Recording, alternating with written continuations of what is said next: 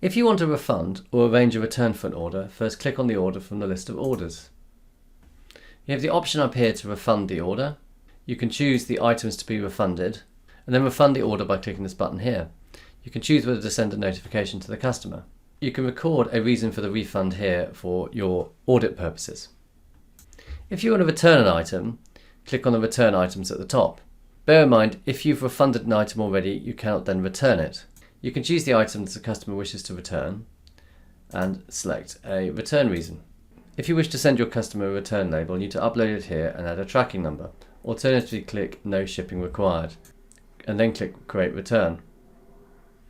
The return will then show as in progress. To process the return, once the item is returned to you, click on the three dots here and click Mark as Returned. You can then refund the order. To refund the order, once the return has been received, click on the Refund button from the order detail page. You can refund an order before the return has been processed.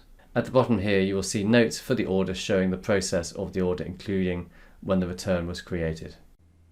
Thanks for watching this video. For more content, please subscribe to our channel or check out our Amazon playlist.